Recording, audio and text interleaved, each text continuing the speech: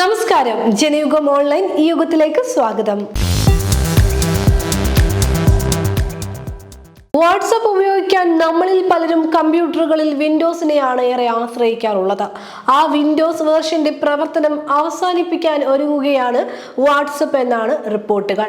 ഇതിന് പകരം web browser അടിസ്ഥാനമാക്കി വെബ് റാപ്പർ സംവിധാനമാണ് വാട്സപ്പ് അവതരിപ്പിക്കുക എന്നും സൂചനയുണ്ട്. മെറ്റയുടെ ഉടമസ്ഥതയിലുള്ള ഇൻസ്റ്റന്റ് മെസ്സേജിംഗ് പ്ലാറ്റ്ഫോമായ വാട്സപ്പിൽ Android, iOS, iPadOS, macOS, Wear OS, Windows എന്നിവയുൾപ്പെടെ വിവിധ പ്ലാറ്റ്ഫോമുകൾക്കായി പ്രത്യേക ആപ്ലിക്കേഷനുകളാണ് ഇതുവരെ ഉപയോഗിച്ചിരുന്നത്. ഇതിനൊരു മാറ്റം വരുത്താനായാണ് മെറ്റ ഇപ്പോൾ നേറ്റീവ് വിൻഡോസ് ആപ്പ് ഉപേക്ഷിച്ച് വെബ് റാപ്പർ സംവിധാനത്തിലേക്ക് വാട്സപ്പ് തിരിയുന്നതെന്നാണ് സൂചന.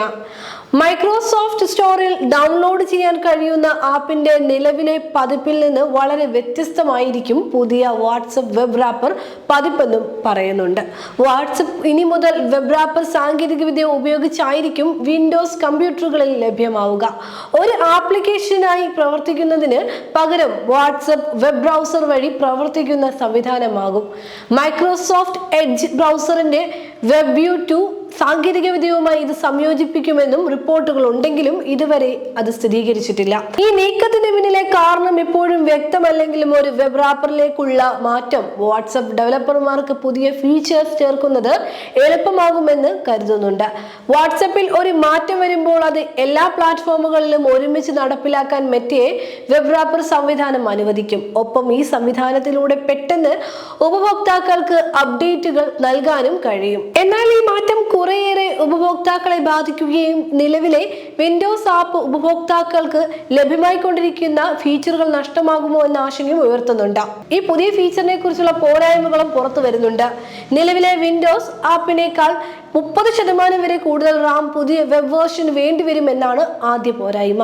ഒപ്പം തന്നെ വെബ് വേർഷൻ ഡെസ്ക്ടോപ്പ് ആപ്പിനേക്കാൾ വേഗം കുറഞ്ഞതാകാനും സാധ്യതയുണ്ട്. ബ്രൗസറിൽ പ്രവർത്തിക്കുമ്പോൾ റെൻഡറിംഗ്, GPU, നെറ്റ്വർക്കിംഗ് തുടങ്ങിയ സബ് പ്രോസസ്സുകൾ ഒരേ സമയം പ്രവർത്തിക്കേണ്ടി വരും. ഇത് കമ്പ്യൂട്ടറിന്റെ സ്പീഡിനെയും കാര്യമായി ബാധിച്ചേക്കാം. വ്യത്യസ്തമായ രീതിയിലായിരിക്കും വെബ് റാപ്പറിൽ നിന്നുള്ള നോട്ടിഫിക്കേഷനുകൾ ഉപഭോക്താക്കളിൽ എത്തുക.